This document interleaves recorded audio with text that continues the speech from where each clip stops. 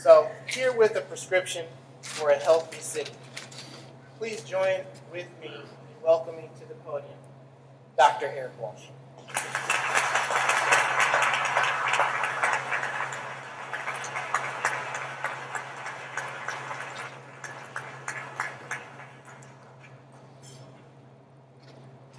Good morning, everyone. Thank you guys for coming out. I want to thank our esteemed mayor for having me here today, and the committee. I really enjoyed talking with you guys over this week, setting this up.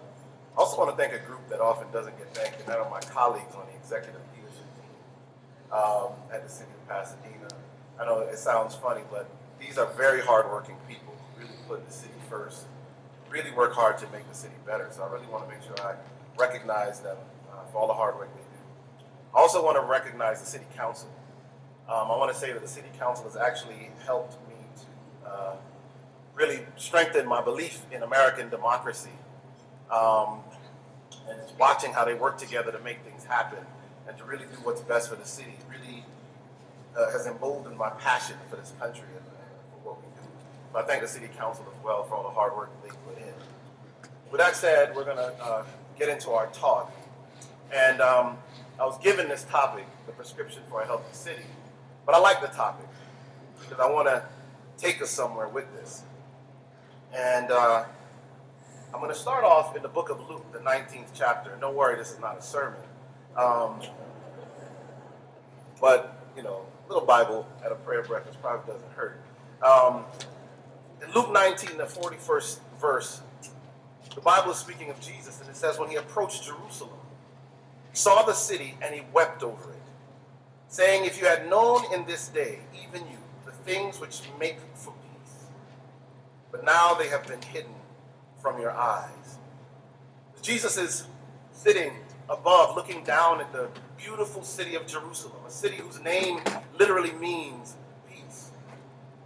As he looks at the city and he realizes what is to come upon the city, like most cities in world history, Jerusalem really is no different, except that it is a holy city by three of the major religions in the world.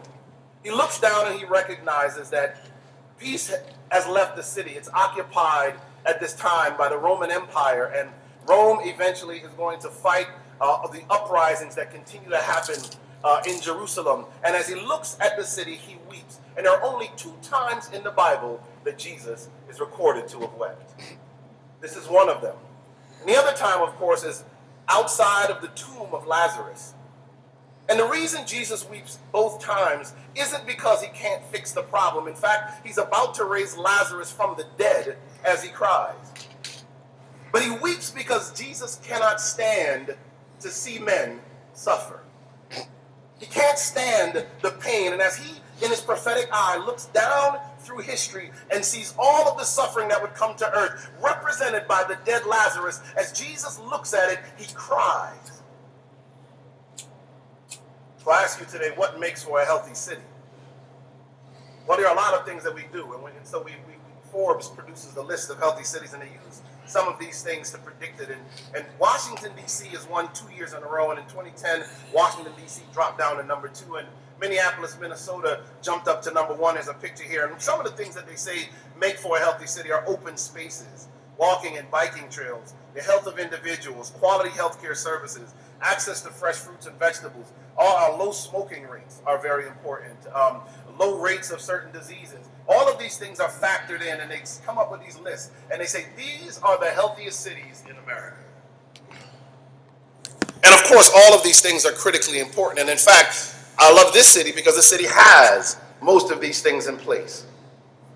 But it's interesting because even though DC wins 2 years in a row and comes up second in the third year, when you look at a train map of the city of Washington, D.C., and some of you have seen me show this before, if you start down here in the southeast corner of the city, you have one of the poorest, most violent neighborhoods in all of the United States of America. If you move out into the suburbs here in Maryland, what you find are that you find some of the most affluent, most prosperous neighborhoods in America. For every mile you travel from the Capitol Heights station in the southeast section of DC, life expectancy increases by 1.5 years as you travel out to Maryland.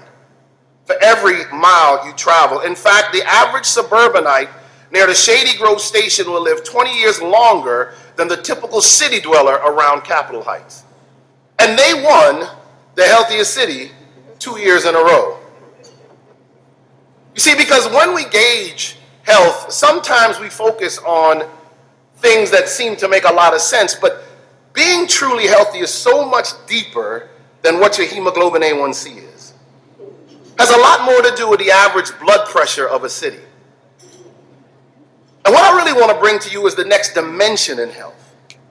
Where do you go to get beyond simply the rigors of numbers? And at the University of Miami in medical school, they taught me that you don't treat numbers, you treat patients. People run up to me all the time. It's only one of the bad things about people knowing I'm a doctor in the city is I literally will be out to eat somewhere and someone will sit next to me and say, you know, my cholesterol was checked and it's 300.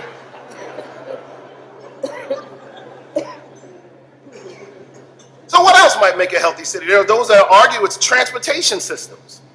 It's the skyline, economic growth, or affluent neighborhoods that such a city is a healthy city. But we know from cities like Los Angeles and New York and Chicago that you can have all of those things and still have sections of town that are devoid of health and of prosperity.